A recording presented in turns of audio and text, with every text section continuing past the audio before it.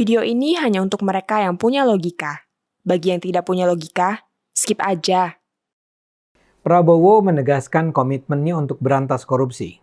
Anda percaya? Tentu saja Anda berhak untuk tidak percaya. Tapi saya lebih baik memilih untuk optimistis. Saya percaya dan mengajak Anda semua untuk mendukung perang melawan korupsi ini. Buat saya, korupsi adalah salah satu masalah atau memang masalah terbesar di Indonesia. Karena itu lebih baik saya percaya, karena apa yang dikatakan Prabowo ini membuat kita layak berharap rakyat Indonesia akan hidup lebih sejahtera di tahun-tahun depan ini. Komitmen Prabowo ini dinyatakan saat sang presiden terpilih menerima para calon anggota kabinetnya di Hambalang.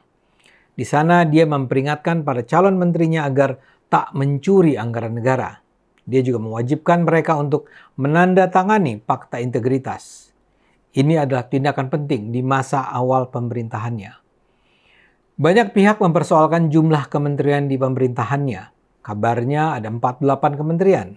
Tapi jumlah yang membengkak itu tidak akan jadi beban kalau seluruh kementerian itu bukan saja bersih, tapi juga memerangi korupsi.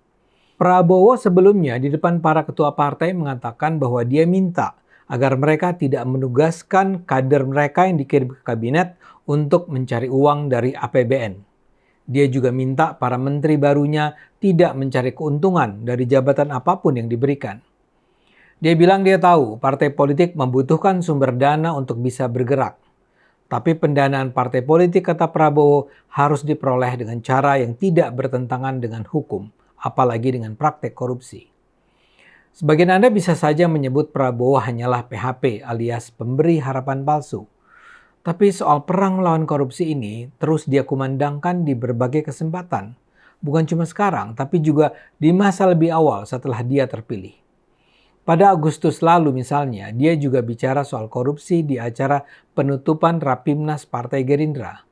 Saat itu dia bilang sebagai presiden, dia akan menyiapkan anggaran khusus untuk pemberantasan dan pengejaran para koruptor. Dia bahkan bilang, kalaupun para koruptor itu lari ke Antartika, aku kirim pasukan khusus untuk mengejar dan mencari mereka di sana. Perang melawan kejahatan luar biasa ini adalah kunci untuk membangkitkan Indonesia, ujar Prabowo. Menurutnya, semua indikator menunjukkan Indonesia berada di ambang kebangkitan luar biasa. Tapi kunci untuk kebangkitan itu adalah kurangi atau bahkan habiskan korupsi. Kita tidak akan kompromi dengan korupsi, ujarnya tegas. Kalaulah Anda berkomentar bahwa Prabowo hanya sedang bicara manis untuk menarik dukungan, saya tidak peduli. Yang penting dia sudah mengucapkannya sebagai semacam janji di awal. Dan janji ini harus terus kita jaga dan kita tagih darinya. Seperti Prabowo katakan, perang melawan korupsi adalah kunci. Mindset itu harus ada bukan cuma di kepala Prabowo, tapi juga di benak para menteri dan wakil menteri yang akan dilantik dalam beberapa hari ini. Mereka yang terpilih jangan melihat jabatan baru itu sekedar dari peluang memperoleh kekayaan yang akan bisa diraih atau kekuasaan yang akan dimiliki. Mereka jangan sampai sekedar terbuai dengan beragam pujian yang diberikan orang pada mereka. Mereka harus ingat, begitu mereka duduk di kursi-kursi tertinggi kementerian itu, mereka harus menjadi pejuang terdepan dalam membasmi korupsi. Mereka sendiri tidak boleh memakan uang negara untuk memperkaya diri. Mereka harus bersihkan kementerian dari praktek korupsi. Mereka harus menolak orang-orang, lembaga-lembaga atau perusahaan-perusahaan yang berusaha menyogok mereka. Mereka bahkan harus menegur atau mengingatkan sejawat mereka di kementerian lain yang korup. Karena itu peringatan Prabowo punya arti sangat penting.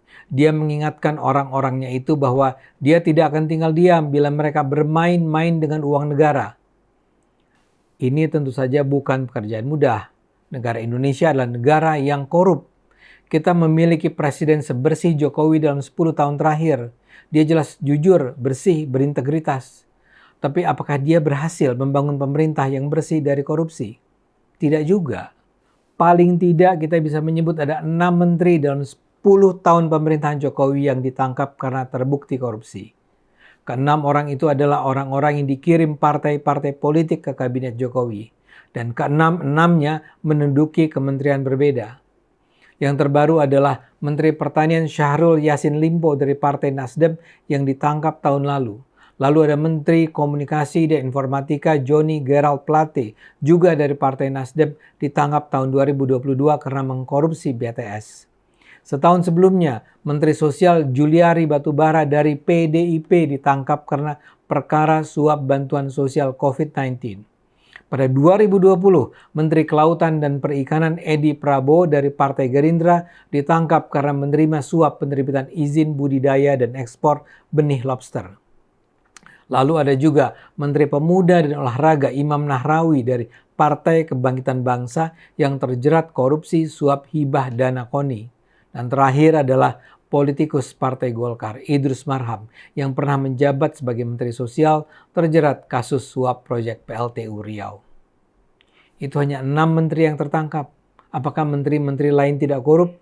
Belum tentu juga. Sebagian orang bilang 6 menteri yang tertangkap sial saja dan tidak seberuntung para menteri koruptor lainnya. Belum lagi kalau kita mulai menyebut nama-nama pejabat di bawah para menteri. Anda mungkin sudah cukup akrab dengan istilah korupsi sistemik. Ini artinya korupsi terjadi bukan karena orang-orangnya korup, tapi sistemnya yang korup. Korupsi di Indonesia ini sudah berlangsung selama berpuluh tahun sehingga semua bagian sistem turut mendukungnya. Setiap menteri bisa saja menentukan petinggi-petinggi kementerian terbaik yang jujur dan bersih, serta digaji dengan penghasilan tinggi. Tapi begitu dia masuk ke dalam sistem, dia akan berhadapan dengan praktek korupsi di segala lini yang secara bersama melawan pembersihan korupsi yang berusaha dimobilisasi sang menteri. Dan korupsi ini akan semakin menggiurkan dengan datangnya berbagai pengaruh dari luar yang berusaha memanfaatkan APBN, APBD untuk kepentingan bisnis mereka. Bahkan para anggota DPR yang seharusnya mengawasi dan mengontrol pejabat eksekutif pun terlibat dalam korupsi sistemik ini. Mahfud MD pernah memberikan ilustrasi menarik soal korupsi sistemik ini. Menurutnya, korupsi di era reformasi dan seterusnya lebih meluas dibandingkan di era Orde Baru. Presiden Soeharto dan kerabat serta kroninya memang koruptor luar biasa. Tapi korupsi di masa itu cenderung dilakukan secara perorangan atau oleh kelompok tertentu saja. Di masa ini, korupsi sistemik itu berlangsung di segala lini dan di seluruh Indonesia. Sistem yang dibangun mendorong ke arah korupsi katanya. Bahkan malaikat pun kalau masuk ke dalam sistem Indonesia bisa jadi iblis juga. Mahfud menyatakan itu ketika dia duduk di Mahkamah Konstitusi. Tapi ketika dia sudah menjabat Menko Polhukam pun tak banyak pembersihan yang bisa ia lakukan. Saya percaya Mahfud bersih, tapi dia juga tidak berdaya menghadapi kejahatan gurita korupsi yang menghancurkan Indonesia. Sekarang giliran pemerintahan Prabowo yang harus menghadapi tantangan besar ini. Saya setuju dengan pendapat orang yang mengatakan, korupsi di era Jokowi terutama dilanggengkan oleh para politisi yang dikirim partai-partai politik yang duduk di kabinet yang bekerja sama dengan para anggota DPR yang juga mewakili partai-partai politik berkuasa. Karena itu memang sudah saatnya Presiden kita saat ini mengingatkan partai-partai untuk hanya mengutus kader-kader terbaik yang jujur, bersih, dan berintegritas. Saya tidak percaya Prabowo hanya memberikan mimpi-mimpi palsu. Saya percaya Prabowo sungguh-sungguh hendak menghabisi korupsi. Ayo gunakan akal sehat, karena hanya kalau kita gunakan akal sehat, Indonesia akan selamat.